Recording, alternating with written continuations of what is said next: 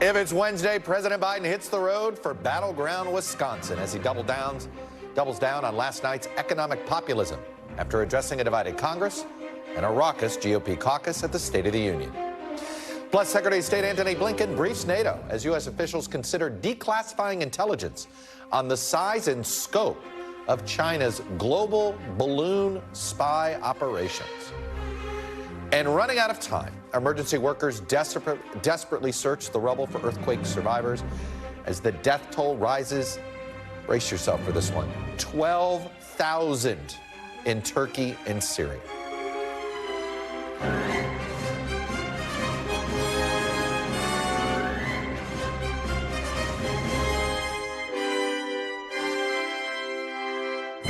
Welcome to Meet the Press Now. I'm Chuck Todd reporting from Washington. After last night's State of the Union address, President Biden hit the road today, traveling to the presidential battleground state of Wisconsin. It's perhaps a fitting first stop after last night, where the president seemed to soft launch a potential 2024 campaign slogan, finish the job. He used the phrase to call on Congress to pursue action on everything from climate change to police reform. And this afternoon, the president spoke to local workers in Wisconsin about the other bit of sloganeering from last night's address, his, quote, blue-collar blueprint to rebuild America. Last night I reported on the State of the Union.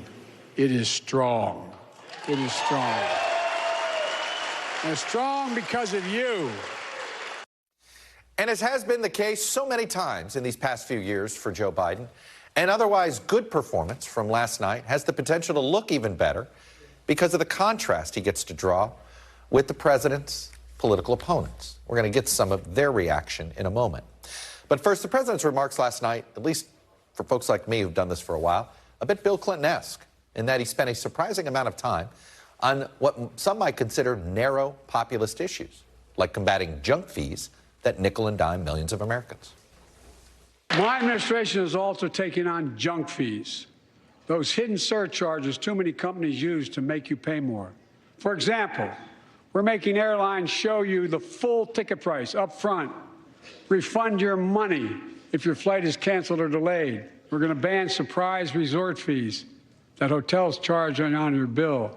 Those fees can cost you up to $90 a night at hotels that aren't even resorts. We can stop service fees on tickets to concerts and sporting events and make companies disclose all the fees up front. Did you think Taylor Swift had influence? She somehow got in the State of the Union. Sure, the president also talked about big-ticket items, and he had a long back and forth on Social Security and Medicaid, but he really seemed intent on leaning into some of these more populist, everyday issues, if you will.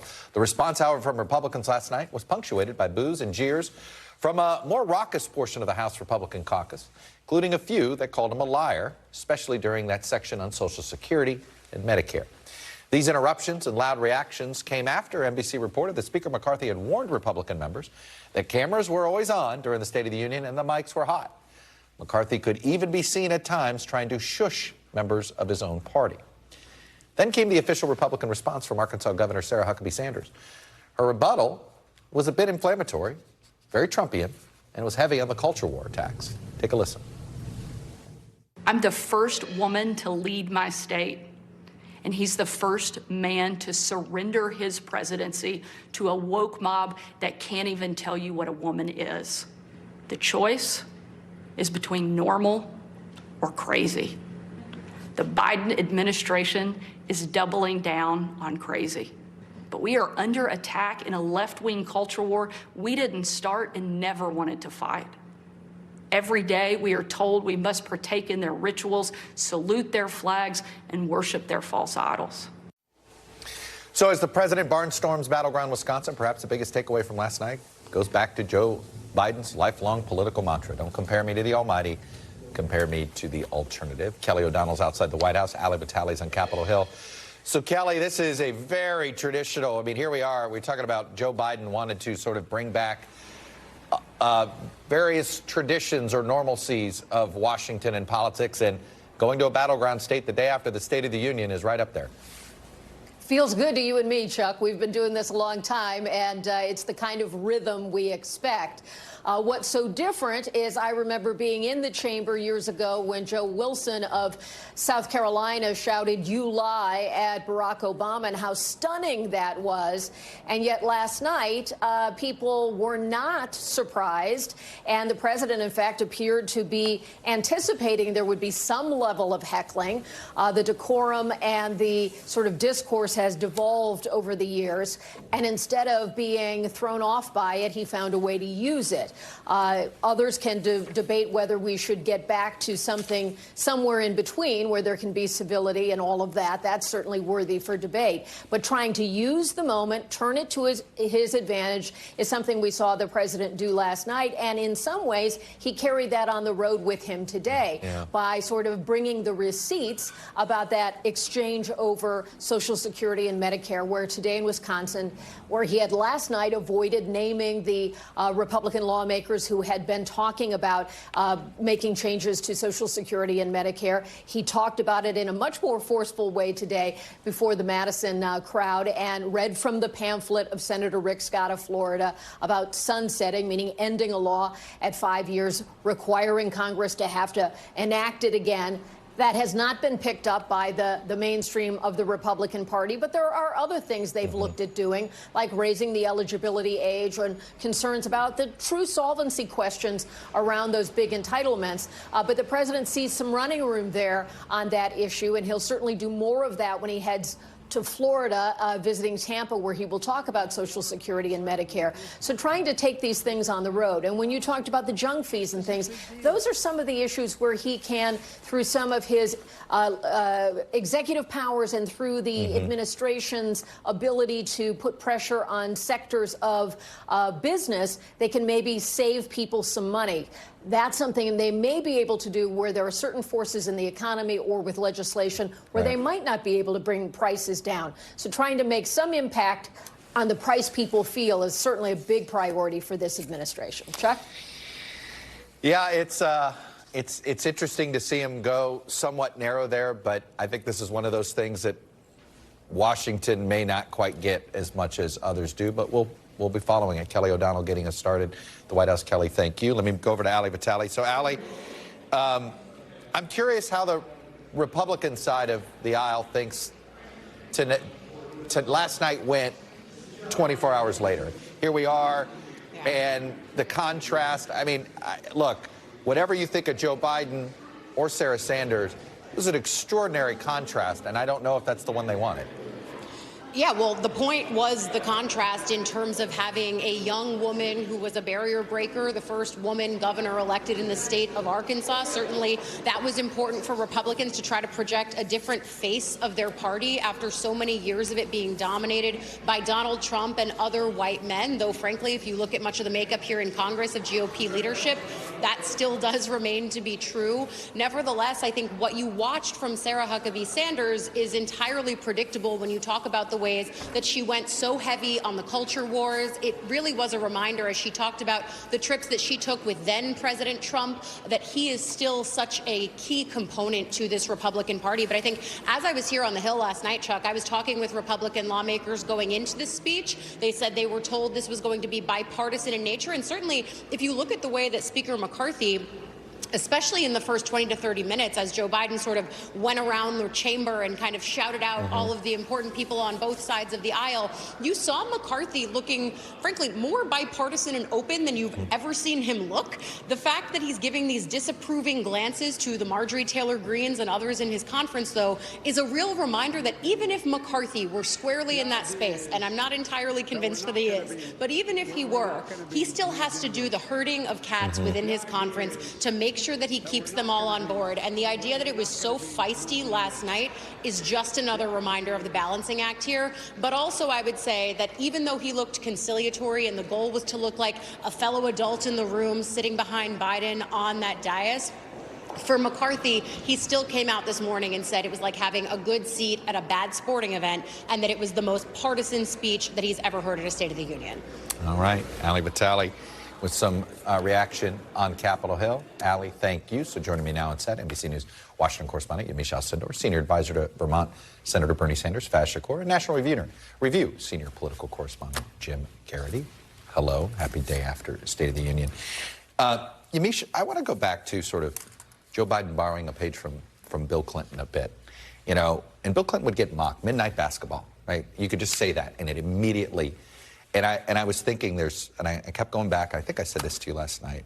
Bob Gates was on the show a couple weeks ago, and I said, hey, why do you think folks aren't rallying around the president on his Ukraine policy? It's not, in theory, he's doing what the public, how would they want us to do this? And he says, well, he doesn't talk about it enough. And look, they chose resort fees, and I say this, it's probably politically the right thing to do, but he didn't make a strong case for what we're doing in Ukraine. That's true, but I think in some ways he was making a strong case for the thing that he hasn't announced, which is his 2024 presidency. He says, give me more time. That was sort of the theme of the speech, that he had all these things that he finished the job. I would say give me more time, but I think, yeah, finish the job. It's this idea that he was wanting to talk about the things that they had accomplished and wanting to double down on the big legislation. I also think it was interesting because you saw a range from Joe Biden. The beginning of the speech, like the first 2 minutes, I was a little worried, frankly, if I'm watching this with some White House officials, thinking, okay, well, is he really going to have it? He talked to Chuck Schumer and called him the minority leader. And then there were no other gaffes. Then he got in it. He was in it wrestling and tussling with the Republicans. He was empathetic when he was talking about police reform and Tyree Nichols' family. So I think what he did here was really just say, here's all the things we accomplished. It's true Ukraine wasn't on the big list of things, but he had these big domestic policy issues that he talked about and pointed at the Republicans and said, you even like them, you're trying to take credit for some of this stuff. I want to put up, we have we did the math here. He spent nearly 2 minutes on junk fees, the same amount of time he spent on Ukraine. Again, Faz, I would say I think nobody screams more about kitchen table issues when you're on this panel than you. I'm good with that. I was just going to say, what does the Bernie Sanders in you think of his speech last night? It's right on. I mean, you talk about bread and butter issues, taking on corporate power, delivering for working class people. It's the message that's needed. You speak about crossover appeal on Social Security and Medicare. He basically did a real-time pledge-a-thon in the chamber and said, raise your hand if you're with me on taking Social Security and Medicare off the table, and he basically got the vote. I was just going to say, that was his most effective moment. Yeah. When he got everybody to do that. But you and I have talked about this a bit, that Biden sometimes he's a peacemaker by nature. He needs a foil. He needs fights. He needs friction. And he got it last night, and he got to issue a couple of veto threats, which is important for him. He got to lay down some red lines, which he doesn't love to do, and he said, "Listen, let's brawl a little bit. Let's scrap in a respectful way." Jim, is the ultimate compliment that Donald Trump praised his speech? Yeah. I mean, like that was sort of, you want to talk about really, wait, what? Donald Trump liked his speech. Donald Trump has figured out a way to surprise us. Yes. And again, Who knew?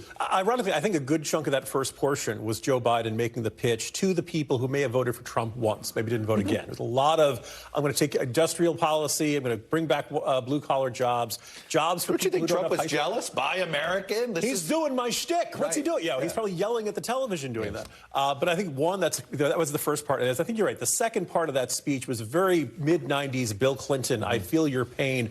Aren't you annoyed by these ATM fees? You know, that there's no problem so small that the entire federal government cannot jump into action to take care of it. Oh, by the way, we're trying to fight Russia and Ukraine. And, it may work. It may work. And remember, just before the speech, we were talking to On the Record on Senator Schumer and Hakeem Jeffries, and they were saying what they really wanted him to do was lean into Joe from Scranton. They wanted him to be a blue-collar president. They wanted to remind people that he feels their pain, and he did just that. But you know what he didn't do? A lot of people have compared this to Obama and Clinton. Obama and Clinton conceded that the other side was right about the size of government, right? Bill Clinton famously did, and in some ways Obama did. Yeah, we got to do some deficit reduction.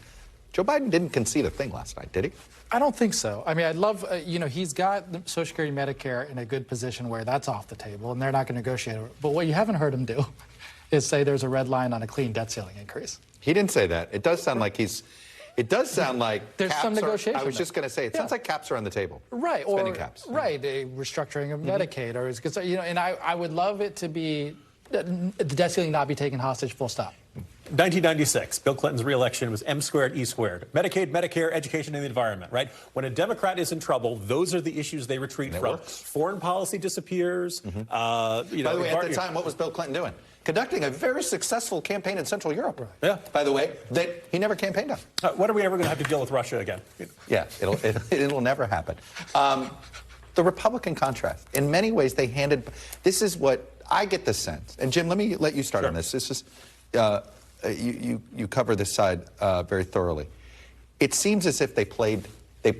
If you were Anita Dunn, could you have outfitted Marjorie Taylor Greene any better? No, you'd want her to look like Cruella de Vil. And you'd want there to be puppies, right? And if you were Anita Dunn, would you have written a better speech for Sarah Sanders? Well, I was going to say, traditionally, the Republican rebuttal to the president begins after the speech, not during it. And, look, Joe Wilson, when he tells the story of when he, called his wife after that infamous night in 2009, his wife said, "Who was that idiot who was yelling when the president was speaking?" Right? And he was mortified. He apologized. Honey, that was me. I'm sorry. You never heard something like that from Joe Wilson ever again. And I think he recognized, never mind like the inappropriateness or decorum, it just wasn't good politics. It's not a good look. You look like an angry toddler, The idea, and pretty much since 2009, you hadn't seen anything quite like that. Maybe some rumbles and grumbles and all that kind of stuff. This was different. This was a loud chunk of the House caucus saying, yeah, we're going to jeer at you like you're at a comedy club or something. But I sort of get the sense, Yamiche, this is the new normal. Like, I don't think we're ever going back. I get the sense that this is the new normal, complete with the fur in the House chamber to sort of call attention to yourself. I think the Republicans thought that this was what they wanted to do. This was going to make them look good, even though you had Kevin McCarthy who was trying to shush his caucus and saying, settle down there. These are still the same people who are on Fox News. They're the sort of, they're the rising face of the Republican Party. They're the ones, even if they don't have all the leadership positions, they're the ones that people think of when they think of the GOP. And obviously Marjorie Taylor Greene thought it was a good idea for her. I think this was a bait for President Biden. He wanted them to act like this and wanted to be able to point and say, look, do you really want those people running in 2024? Do you really want these people who don't have decorum, who can't sit still? Do you want them to be in charge? I've been kind of numb to it, but I was doing my very important work for the Tony Kornheiser show to pick football games against a monkey. And he was just like, what was that about? What happened? What's going on? And he's a bit older. And I do think some people were offended by it. They should be. About what happened in the chamber. Yeah, the decor. Sadly, I don't think any of us are anymore because we're sort of used to it. Yeah, but there should be an opportunity. But I think one takeaway from that, I think Anita's terrific at her job and keeps them on script. But I think there's room for letting Joe Biden roll and freewheel. Because you see that, I think that trusting his gut. You trust him more? Yes. Okay. Absolutely. I mean, you have to roll with the moments and the gas at the beginning, but it's still endearing. I mean, I lived through a primary in which I remember Joe Biden telling people in the audience, go vote for the other guy.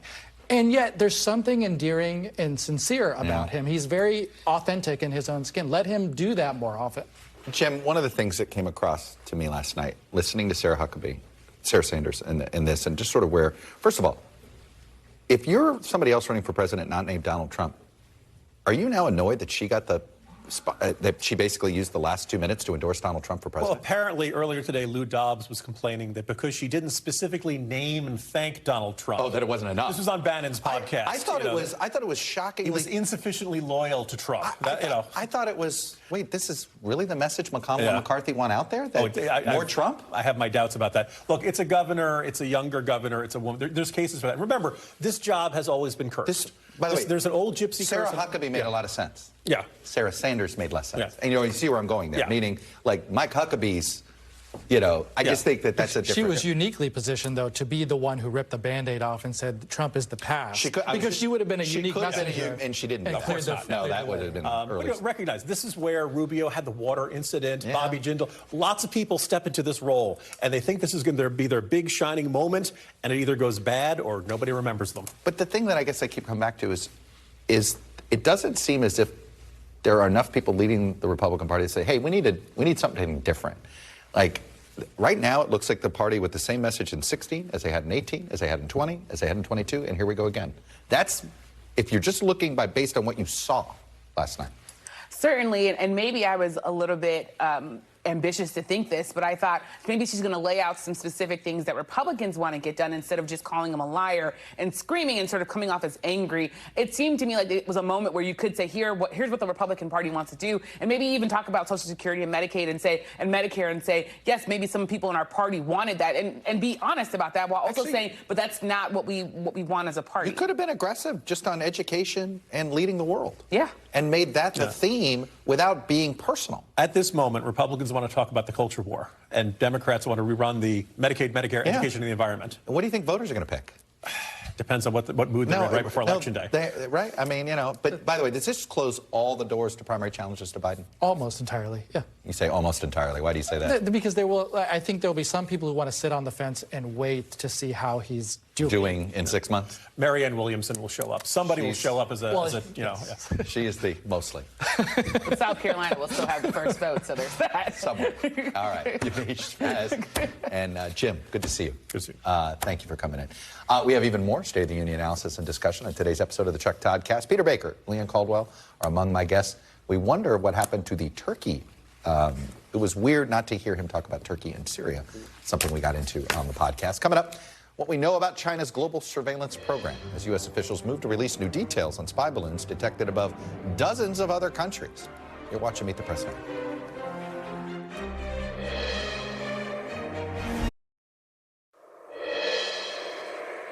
Welcome back. As the Biden administration learns more about the Chinese spy balloon that entered the U.S. airspace, the State Department has now begun sharing more information with dozens of countries around the world. Secretary Blinken spoke to reporters today after briefing NATO Secretary General on China's surveillance balloon program. I think along with senior administration officials are on the Hill this week, and we already shared information with dozens of countries around the world, both from Washington and through our embassies. We're doing so because the United States was not the only target of this broader program, which has violated the sovereignty of countries across 5 continents. Secretary Blinken added that the United States is learning more by the hour as the intel community continues to analyze the information gathered while observing this balloon, in addition to the wreckage that's been recovered. U.S. officials tell NBC News that the administration is expected to share some of this declassified information as early as tomorrow. So joining me now is NBC News' global security reporter Dan DeLuce, and Bonnie Lin is the director of the China Power Project at the Center for Strategic and International Studies. Dan, let me start with the extent of this program.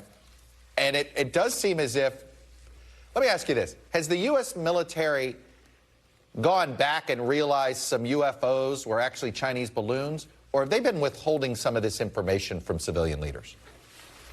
I don't think there's any evidence that information was withheld from civilian leaders. It's an open question.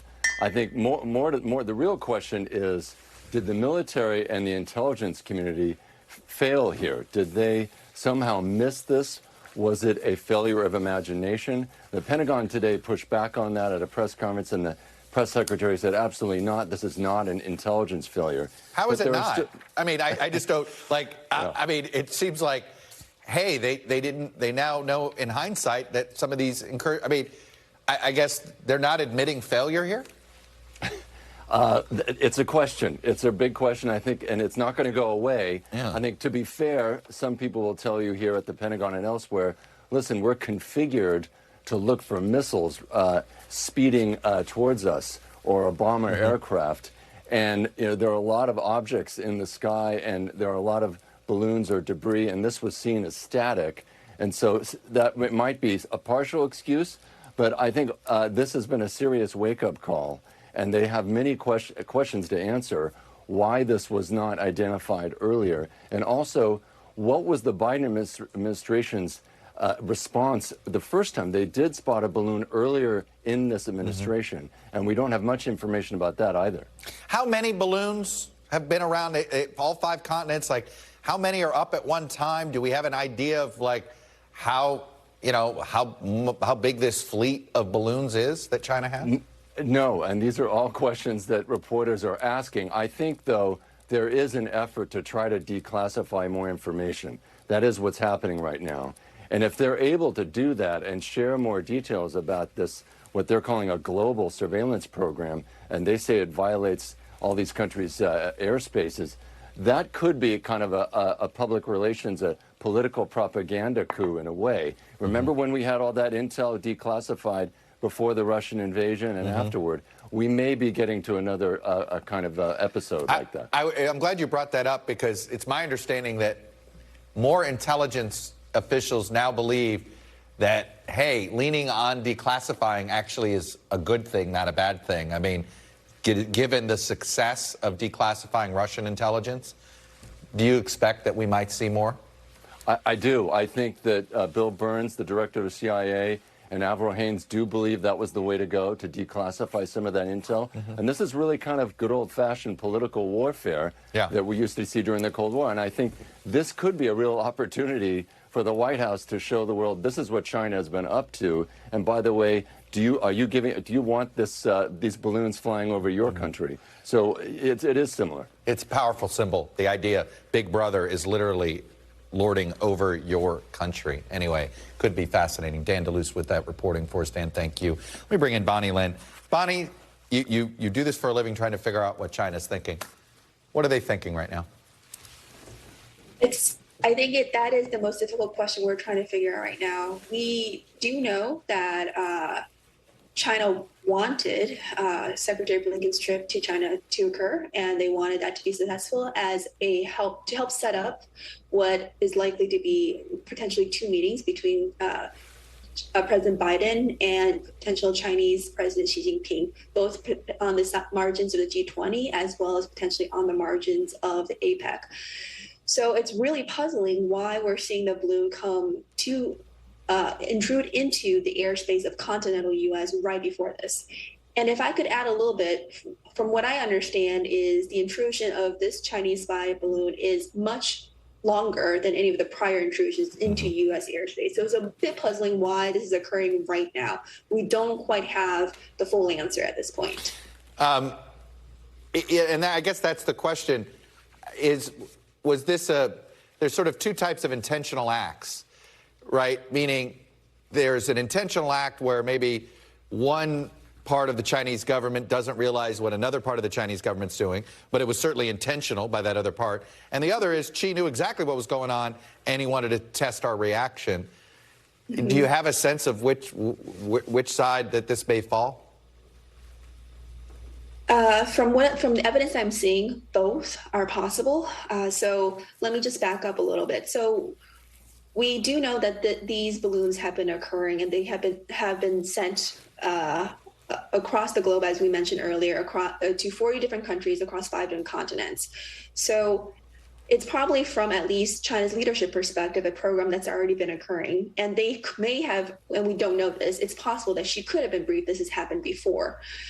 So the question is, did he know about this specific incident right before it occurred, or did he have to sign that off? That's what we don't know.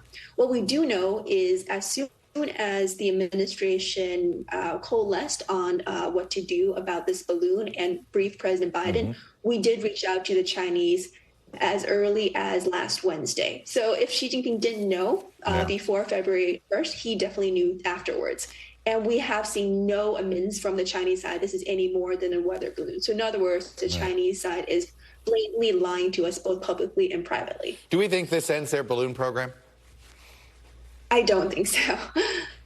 No, I think they will continue. They might take a temporary pause, but I think they will likely try to continue to use the balloon program. And that's why you are seeing the United States being so strong in our messaging, because we want them to discontinue this. And the way they've acted in the past in terms of Chinese behavior is they may take a temporary pause, but then they will restart initiative and efforts to assert itself.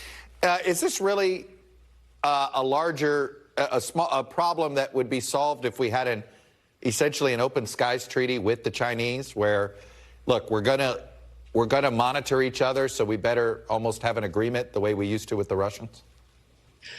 That's a really good question, and I would believe that the Chinese would not agree to an open skies treaty, because that would require that we would have the ability to send balloons over their skies with notice. And I can't imagine, given how much China is trying to control everything within its borders and in its airspace, that they would ever allow that. Bonnie Lynn, always good to get your expertise and perspective on this. Really appreciate it. Thank you. Up next, we look at the death toll in Turkey and Syria. It's skyrocketing. It's just an astonishing 12,000 people right now are dead. Emergency workers continue to race against time, continue to rescue survivors that are buried in the rubble. Following a pair of devastating earthquakes, we're on the ground with the latest, and we'll have a few ways you can help. That's next. You're watching Meet the Press Now.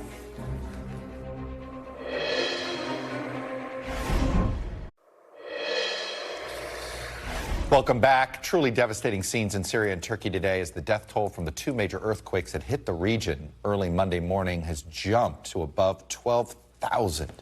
It's now the deadliest earthquake disaster globally in over a decade. The World Health Organization reports that over 23 million people have been impacted in the region. But here's some hopeful news from the extensive ongoing search and rescue operations. It's been over 2 days since the initial quake, and rescue workers are still finding survivors. In this video from the Syrian White Helmets, a young girl was rescued alive after spending over 40 hours trapped beneath the rubble of her house. In another video, also from Syria, a little boy was pulled from the rubble earlier today to the cheers of search and rescue workers. Take a look.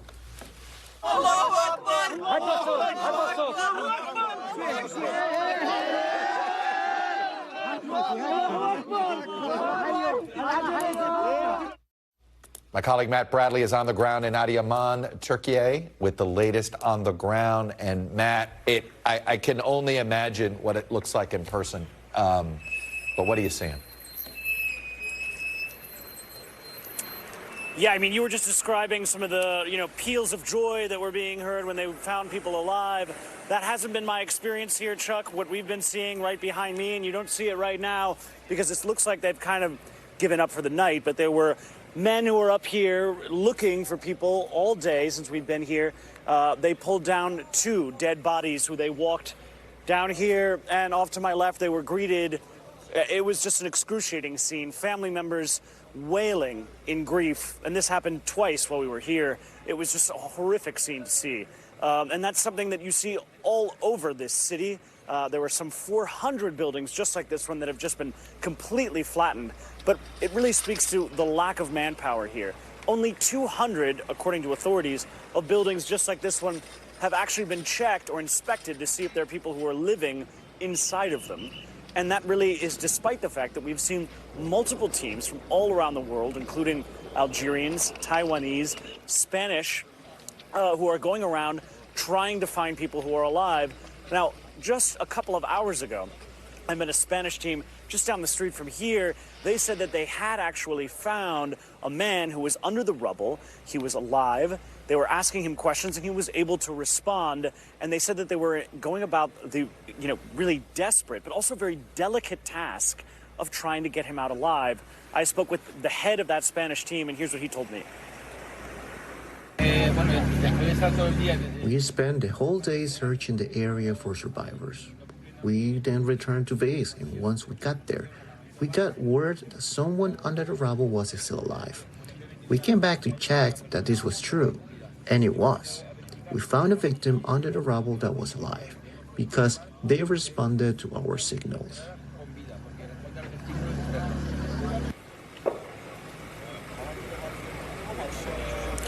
So, Chuck, we're talking about the joy of finding people alive, the grief of finding so many people dead, and there are dead bodies all over the streets here. You can see them on the sidewalk, wrapped in blankets, being waiting for authorities or family members to pick them up. But there's another emotion here, and that is anger. So many of the people that we've spoken to here in this city say that they're absolutely enraged at the lack of government presence, the lack of government assistance, the fact that they feel as though the government has been almost entirely absent. Wow. Even though they've been desperately going to government officials, rescue workers, saying there are bodies under that building, there are living people under these buildings, please help us. They're getting no satisfaction, and instead they're having to listen to those voices under the rubble eventually dying out. Chuck. Matt Bradley indicating that this is a story that may linger for quite some time politically in a country, in Turkey, that certainly has its share of political strife. Anyway, Matt Bradley, thank you for that reporting. So for more on what's happening on the ground, I'm joined now by Joe English. She's the emergency communications specialist at UNICEF. All right, Joe, the best as you could say, we're 48 hours removed from the quake itself. If you could prioritize, what are the most pressing needs in the moment? Yeah, certainly. Good to be here. We know that in the first 48, 72 hours, search and rescue is absolutely critical. That's being led by the Turkish government in Turkey and by the Syrian Arab Red Crescent, the White Helmets, and other heroic local organizations in Syria. Now, the reality is for UNICEF, our focus is the families who are able to get out, who are able to escape with little more than the clothes on their back, maybe a blanket for the warmth, and helping them survive for the next, the coming days and weeks ahead. Every night for the next few nights, the temperature is dropping below freezing. We need to be making sure that these families who may be living in their cars, they may be in public spaces, in parks, are getting the help they need to survive. Now, that includes safe drinking water to prevent, disease outbreaks. Cholera is a very real threat in Syria right now, and that's exactly the kind of risk that can create a catastrophe within a catastrophe. Also, warm winter clothes, blankets, just getting these basics, the bare necessities to families is absolutely critical. Do we have a general sense of how many people are unaccounted for right now versus how many people we know are trapped? Yeah, it's incredibly difficult to say. I mean, we've all been following the official death toll, and it's been going up at an absolutely astounding rate. But we also know that thousands of people may still be unaccounted for, whole families trapped under the rubble. I mean, you can only imagine 4 o'clock in the morning as a parent. You start to feel these shakes and adrenaline kicks in. You're just trying to find your children, get to some kind of safety. So I think it's going to be days before we truly know the full toll of this crisis. But, what we need to do now is we need to be making sure that we are focusing on recovery and helping families survive, because the earthquakes were just the first part of this. Right. Now we have this threat of cholera, of disease outbreak, of malnutrition among children. Because there's also, families, children in remote areas who we may not even have been able to reach yet. And so doing this, in the middle of winter, amid, heavy snow, heavy rain, freezing temperatures, is a huge, huge humanitarian effort. And that's why international cooperation and international support to the humanitarian response is key. The one thing you didn't bring up, all those challenges in the weather, those are natural challenges. We also have the challenge of a civil war in Syria. This is not, there's some political instability in this region of the world. Has that made international aid efforts more difficult? Have you had, how cooperative are the Syrians and Turks with outsiders coming in to help? I mean, the good thing is that we are well used to working in complex, high-threat environments. We work all around the world, in Ukraine and in sub-Saharan Africa. And, these are challenges that our staff, our colleagues face on a daily basis. But the reality is, as you say, is this is a region that has been beset by years of war. You can only imagine being a child in Syria, 12 years old. Your entire life has been set against the backdrop of war. There's going to be thousands, if not tens or hundreds of thousands of kids for who this is an event which is all too familiar. This time, as you say, it was nature, but there's no way that this is not going to bring back painful memories. Right. And so one of the critical things UNICEF's going to be doing in the days and weeks ahead is reaching these children with child protection services, with psychosocial support, with safe spaces just to, sit and play and color and be a child. Because without that, these kids are, they've been through so much already, and the chance of them rebuilding their lives without this dedicated, specialized support is incredibly difficult. Is the UN refugee program involved yet, or is it a little early for that? No, the whole UN operation is involved. UNICEF, we work closely with our colleagues at UNHCR, with our colleagues at the World Health Organization, but also, and this is critical, with the local organizations who are there, who are working in these communities, many of whom have been affected by this directly. I was speaking earlier today with my colleagues in our Gaziantep office in southern Turkey, and there are almost 120 staff who have been living in the office for the last 2 days because many of them can't go home. So you can imagine trying to do your job, this critical job, and at the same time, your kids aren't in school, your elderly parents might be, out of their homes. It's huge, and so that's why the more international support from governments, from the donor community, but also from folks out in the streets is critical. Well, you tell me, simplest way somebody can help. go to unicefusa.org and donate there. You know, I was actually in Gaziantep very strangely 3 years ago, right around this time. And I saw the work that we're doing in northwest Syria, but also with Syrian refugees living in Turkey. Yeah. And it's incredible. You know, you can take these kids who've been through such difficult times and you can sit them in a safe space and you can give them pens and pencils and the change.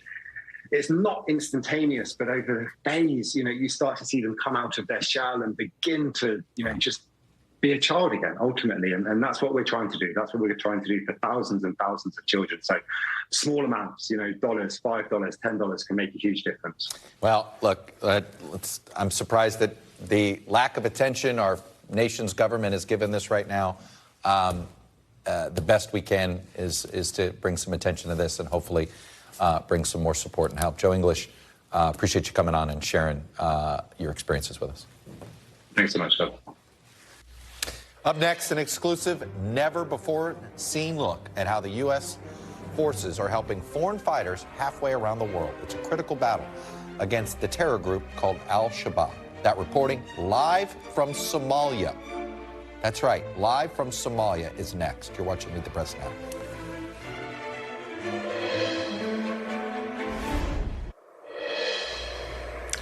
Welcome back. For the first time ever, U.S. TV cameras are getting an inside look at how the U.S. military is helping Somali Special Forces fight the terrorist organization known as Al-Shabaab. Our NBC News team embedded with U.S. Special Ops for an exclusive look at how U.S. forces, including Navy SEALs and Army Green Berets, are training Somali troops. Al-Shabaab, the terror group, now has as many as 10,000 fighters in Somalia. It is both the strongest and wealthiest terrorist group in the region. My colleague Courtney Kube was able to get access to some of the live fire training exercises. She also spoke to some of the U.S. commanders leading the operations, as well as a Somali soldier who's receiving the training. We are witnessing the graduation from one of the Danab intake basic training classes. The significance of this class right now is that we are currently supporting the Somali-led efforts in their war. Now, the significance of the graduation right now is that these soldiers are going to be going directly into their battalions and their formations, going right to the fight to bring it to. These soldiers are going to be going right into their battalions and tactical formations to bring the fight to the enemy. Courtney now joins me live from Somalia, a phrase that I don't think either she or I ever thought we'd hear or say. So, Courtney, you're embedded with U.S. troops there, but it sounded like they're just trainers. Are they? So, not just training, they're also advising. So after these Somali Special Forces go through the training period, which is about 3 months, then they graduate. We saw that today. One of the graduations, about 350 of them graduated, became what the Somali military calls Danab soldiers. That's the Special Forces unit. And as we heard from General Bailey there, they're going to move right into the fight, some of them literally in a matter of days, against Al-Shabaab. That's when the U.S. military changes into a different role, and that's advising. So as these Somali soldiers, the Danab, are planning a mission, they come to the U.S., the U.S. helps them plan them, helps them, figure out exactly what they're going to do. And then as the Somalis go forward to the front lines, the U.S. military, in some cases, will move outside the wire to help advise them. They don't go all the way to the front lines, but they help them. They provide ISR or drone feeds from overhead as they're carrying out these fights. And you mentioned Al-Shabaab. It's the best financed terror network and the largest terror network here in this region, but it's also the best equipped. They have pretty good equipment, weapons, vehicles, and there are roughly 10,000 of them here in this country. The U.S. is helping the Somali military grow up the Danab, the Somali army, and the Special Forces unit to take the fight to this Al-Shabaab before they are able to get this terror network even further than this region. Courtney, 10 years ago, Mogadishu was seen as a place that wasn't even governable, let alone Somalia. How would it be described today? So there's a new government in town right now. He's been in office now for a little under a year. It's Hassan Sheikh Mohammed, the president. And he has vowed that he's going to fight Al-Shabaab. In fact, he's saying things like he's going to eliminate Al-Shabaab by the end of this year and even bring them to some sort of a diplomatic table.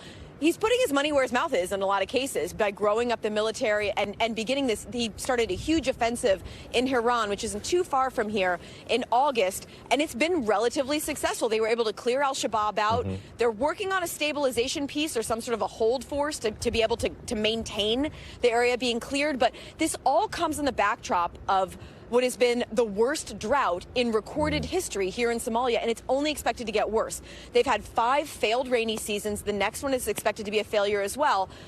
Roughly 2 out of every 5 Somalis is starving right now, and if the drought continues or worsens, that's only going to get worse. So as we have food insecurity in a country, as you know, Chuck, that means more insecurity overall. So that's one of the reasons that the president, Hassan Sheikh, is trying to build up the military so that they're able to bring stability all over, both in a food security place and also for a larger national security. You know, we talk about how little, in some ways, foreign policy was a part of the State of the Union, how little our country seems to want to get involved overseas. Witnessing what you're witnessing and what you're reporting on the ground, if the average American came up to you, Courtney, and said, why are we there? What would you say? So there's only been about 450 troops here since last May. Remember, President Biden announced he was sending them back in. And it really is to try to help the Somalis build up so that they can fight back against al-Shabaab. Al-Shabaab holds wide swaths of area throughout this country, and the more that they're able to take over and govern, in some ways they govern, it's a very brutal manner in which they do it, but they're able to do it in some places. The Somali government will be weaker and weaker, the federal government, unless they're able to take out al-Shabaab and start to reclaim their land here.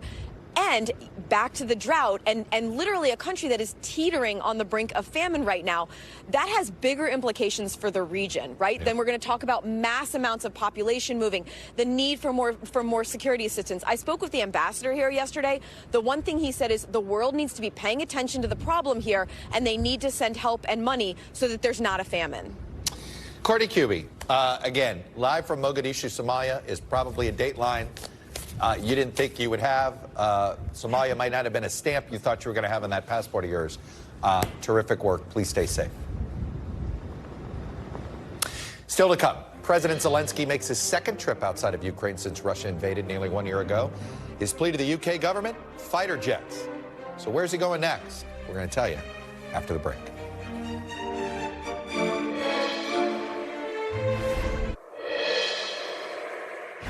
Welcome back. Minutes ago, Ukrainian President Zelenskyy landed in Paris, France. He's meeting with the French President Emmanuel Macron, as well as German Chancellor Olaf Scholz, who is traveling to Paris to meet with him. Zelenskyy flew there from the UK, where he made an unannounced trip earlier in the day. And while there, he met with both the Prime Minister and the new king. And he addressed Parliament, where he called for stronger sanctions against Russia while requesting fighter jets from Britain. This was Zelenskyy's second trip outside his country since the war began nearly a year ago. Of course, his first was to the United States about 2 months ago. Megan Fitzgerald is in London. And Megan, I got to start with his ask of fighter jets to the UK. And the fact that he went to the UK first and not essentially to the home of the EU power structure, which is arguably Paris and or Berlin. I think he thinks if he gets fighter jets from the UK, he gets them from the US. You know, he pushed hard, and you know, and he's going hard after fighter jets. We know, as you mentioned, he's in Paris right now. He's meeting with Emmanuel Macron. He's meeting with the Chancellor of Germany. There's speculation that he will be at that meeting tomorrow in Brussels when the European Union holds their meeting. We suspect that if he is there, he will renew that pitch for fighter jets there. But look, that was the big takeaway of today's address to Parliament. You know, he arrived here in that surprise visit. He went to Downing Street, met with the Prime Minister of the UK. He then went on, addressed Parliament, where he thanked the people of the United Kingdom for their continued support even before the invasion started. And he asked for these fighter jets. And look, you know, the Prime Minister was pressed repeatedly on whether or not he would commit to delivering fighter jets to Ukraine. He said everything's on the table, but stopped short of that commitment. Instead, he said that he's going to promise to bolster the training of these Ukrainian fighter jet pilots, something that he says they've been doing for the last 6 months, training some 10,000 Ukrainian soldiers for that specific role. But look, we know that there's a nasty war that's raging on. You know, specifically in the eastern part of the country, in the Donetsk region, bloody battles that are underway right now. This, of course, coming after what we saw in the fall, where the Ukrainians launched that counteroffensive and were very successful. Well, now, you know, the Russians are really taking back some ground there. Yeah. So we're seeing Zelenskyy on this path, as always, trying to get as much as he can while his country tries to defend themselves and win this war against Russia. Do we have any sense of, is there tension at all with the Germans, or is the personal relationship pretty good with Scholz and Zelenskyy? Well, you know, that's why all eyes are going to be watching the readout, you know, when he meets with the chancellor, which is expected to be today and then into tomorrow. Because, yeah, I mean, that's the question here, right? I mean, there was that push to get those tanks, something that the Prime Minister of the United Kingdom said will be there in the coming weeks. But, yeah, that's the big question. They need the support of Germany. They have the support of Germany. But what that relationship looks like moving forward, all eyes will be watching. Megan Fitzgerald, reporting on the ground from London from us. Megan, thank you. And thank you all for being with us this hour. I'll be back tomorrow with more Meet the Press Now. NBC News Now coverage continues with Hallie Jackson right now. Thanks for watching our YouTube channel. Follow today's top stories and breaking news by downloading the NBC News app.